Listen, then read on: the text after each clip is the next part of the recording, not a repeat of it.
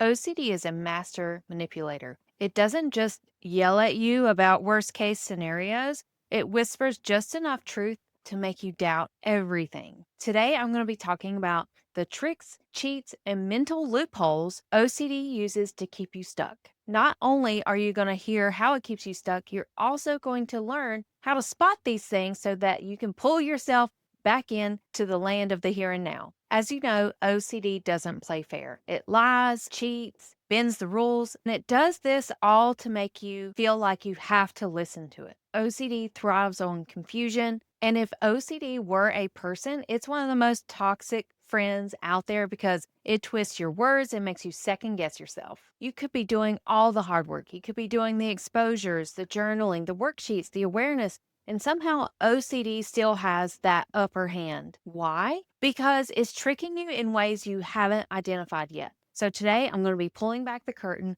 on how OCD tricks you. Because the thing is, you already know it's OCD, and yet you still feel the urge to fix it, to prove something, to figure it out. It's not a weakness, it's just an illusion that OCD creates. So the first thing OCD does in tricking you is what's called mismatching. In mismatching, OCD is presenting information that happened to someone else to give credibility to your doubt, is trying to apply it to your current situation. So, for example, my neighbor once left their garage door open and he was robbed. So I could easily leave mine open. Seems valid, but it's a mismatch because that was your neighbor. This is not you. This is not your present reality. Next way it tries to trick you is reverse reasoning. So this is when you've already come to an assumption, a conclusion, but it's false or there's no valid evidence for this conclusion. It kind of reminds me of the confirmation bias, where you've already got a conclusion and you're trying to find evidence to justify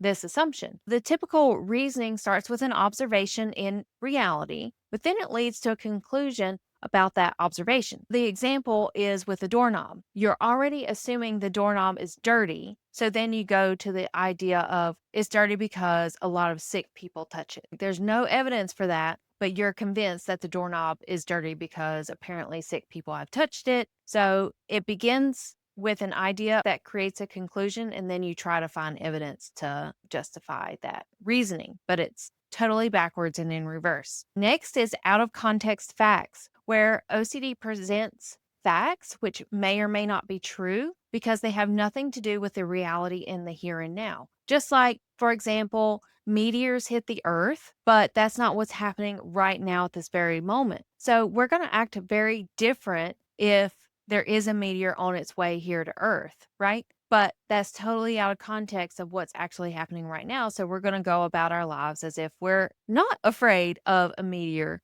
hitting earth. So that's the out of context trick. The next trick is the double jeopardy. It's like damned if you do, damned if you don't, because OCD convinces you to obey it, which then creates a new doubt because something bad might happen because you obeyed it. Let me give you an example. Say you are worried that you left your hair straightener on. So you feel this urge to go back and check. You go back and check, but in the process of checking your hair straightener, you walk away and then wonder, what if I accidentally turn it back on again? That is the double jeopardy trick. Next one is going deep. This is when you find yourself in rabbit holes, going deeper and deeper into the fears, the obsessions, the worry, in an attempt to try to solve it. The more you go deep into this obsession, the further away you get from reality. So the example is, what if my water is contaminated? And to go deeper into that, you feel like if I sent this water off to a lab, they could find some germs in it. There's definitely something in there that I can't see. That's how going deep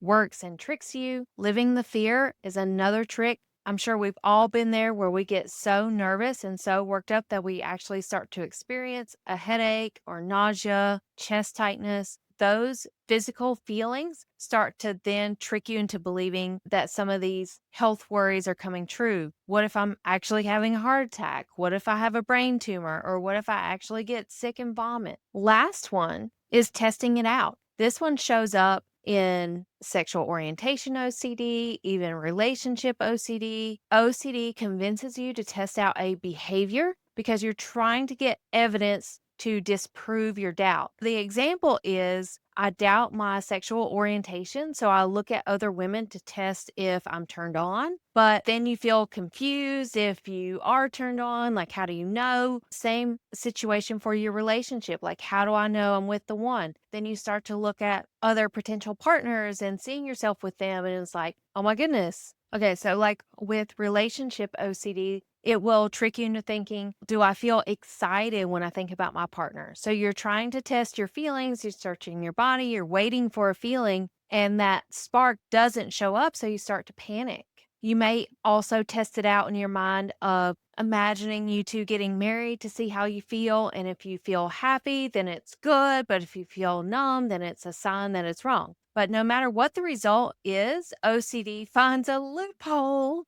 So, really, overall, OCD uses a lot of tricks to keep you stuck, starting with mismatching. Next is reverse reasoning. Then it's out of context facts. Then it's double jeopardy, going deep, living with the fear, and testing it out. OCD will always try to convince you that you've got things all wrong, and it undermines your confidence all the time. But to stop giving in to this uncertainty and to the OCD doubts, it doesn't need years of therapy. In fact, you don't need to take any more tests. You don't need to read any more articles. You just need your life back. So, if this episode called out one of the tricks that your OCD is playing on you and you're ready to stop falling for it, DM me on Instagram and just say me, and I'll send you something to help you take the next step toward real peace. My handle is Erin Davis Coaching. That's ErinDavis Coaching. All right, y'all. Thanks for being here and stay blessed by the best.